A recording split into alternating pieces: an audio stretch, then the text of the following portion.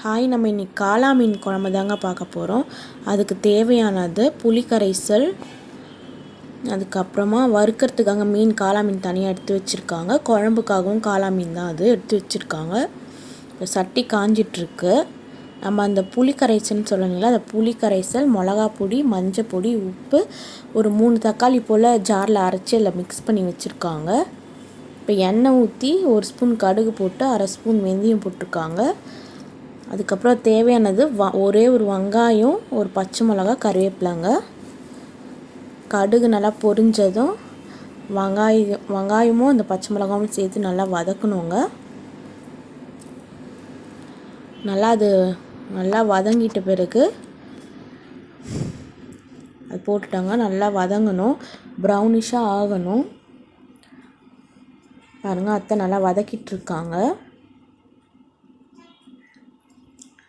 அது கூடவே நம்ம சேர்த்து வச்சோம் இல்லைங்களா புளி கரைசல், அதை ஆட் பண்ணுறாங்க. நல்லா வெங்காயம் வதங்கின பிறகு ஆட் பண்ணணும்.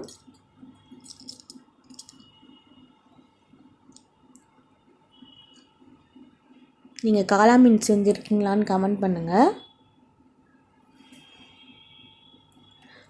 அது கட்டியாக இருக்கிறதால நல்லா கலக்கி விட்டுறாங்க. ஏன்னா கட்டியாக இருக்கும் மிளகா பொடி, அது வீட்டு மிளகா பொடி தாங்க. அதில் ஆட் பண்ணுறாங்க.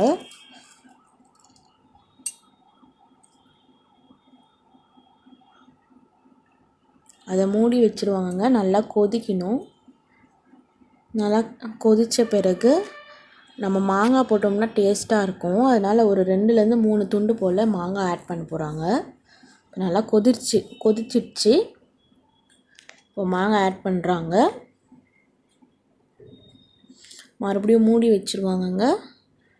2 or 3 minutes நல்லா கொதிச்சப்புறம் அதுக்கப்புறம் தான் மீன் ஆட் பண்ணுவாங்க. முதலையே மீன் ஆட் பண்ணிட்டோன்னா மீன் நல்லா கரைஞ்சிடும். அதுக்காக நல்லா குழம்பு கொதிச்சப்புறம் தான் போடணும்னு சொல்லுவாங்க. ஆல்ரெடி நம்ம கரைச்சி வச்சதுலேயே உப்பு, மஞ்சள் பொடி எல்லாமே சேர்த்தாச்சுன்றதால அப்படியே ஒரே இதுவாக ஊற்றிட்டாங்க. அதில் மறுபடியும் மூடி வச்சுட்டாங்க. நல்லா கொதிக்கணும் குழம்பு. அவ்வளோதாங்க, நம்ம சுவையான காளா மீன் குழம்பு ரெடி.